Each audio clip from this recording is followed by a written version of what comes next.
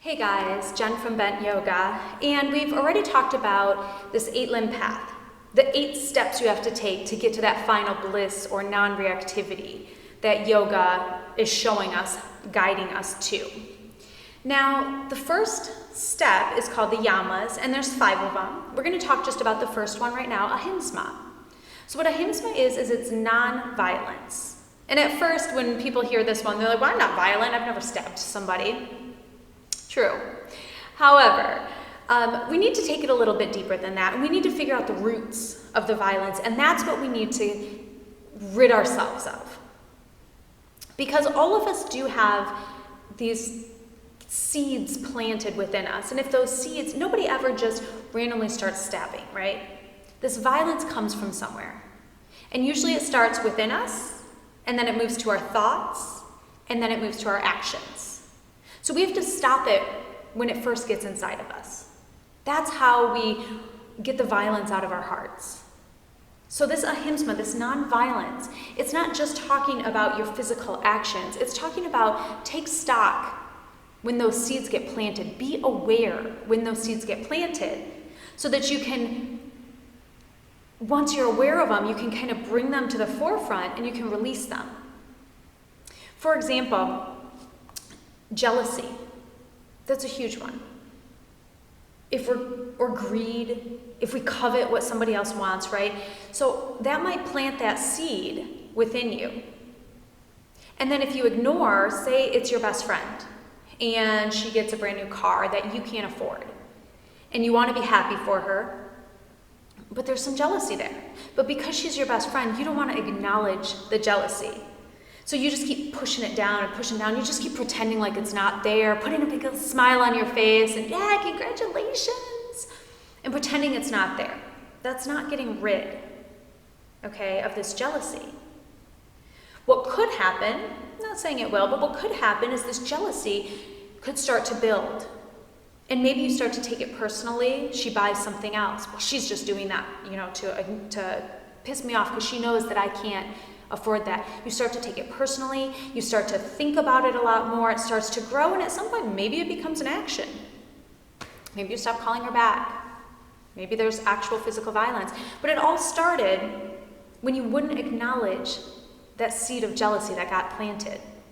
So what we need to do to get this ahimsa, to reach this state, to have this moral discipline, is we need to start to recognize the moments the seeds are planted. Because they can look all different. They can look all different, but they're all kind of going to do the same thing. If we push them down, they're going to percolate, they're going to fester, and they could start showing themselves. We've all, if you've ever been in a relationship and, your significant other did something that kind of pissed you off, but you didn't say anything, and you just kind of kept quiet. Then maybe you were a little snappier later, and you still didn't bring it up, and a little bit snappier, a little bit, and then you're starting to be passive-aggressive and stuff like that. We've all done it. But as soon as you have the conversation, you're like, you know what, 3 days ago when you did this, it really pissed me off. You feel so much better because you brought light to it. You took that seed, you unplanted it, you threw it out to the world, and now it's gone. Suddenly you get this weight lifted. We call it weight lifted off our shoulders, but it's the same thing. So this ahimsa, in order to practice this discipline, we have to be able to recognize and bring light to these seeds before they take root within us. And this whole bring light, a lot of times we're ashamed. We're ashamed. I read this book that was all about healing back pain, Dr. John Sarno, when I was having back pain.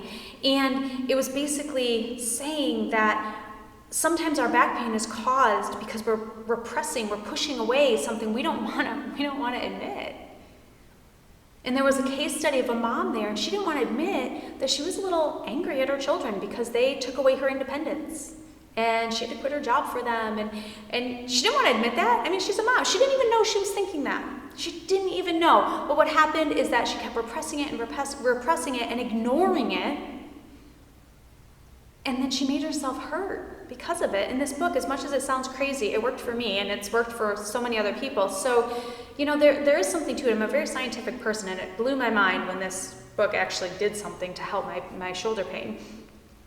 But what happens is that when these things take root inside of us, they show themselves in different ways. And if we keep ignoring them and we keep pushing down and keep pushing them down, then once they come to the surface, it's going to be larger and larger and larger because they're growing inside of us.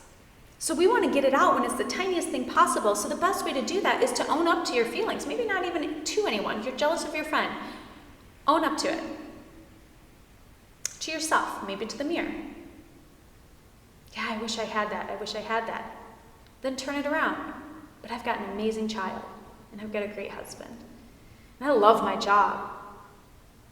It's okay to be angry. It's okay to be jealous. It's okay to even be greedy. It's okay for all of these thoughts to happen. We're human. But the thing you don't want is to push it down so far that it takes root and it begins to control you. So if you are looking to practice this ahimsa, to practice this non-violence, look at it at the tiniest level. Acknowledge the feelings when they happen, even if you're ashamed of them, even if you think that they're irrational. That's okay. We're all irrational, right? That's the way that we get rid of violence in our lives. It's not by not stabbing someone. I mean, yeah, that's, of course, but that started somewhere. And that's what you have control over within you. So this self-discipline of acknowledging even the negative thoughts that you have, of owning them, releasing them.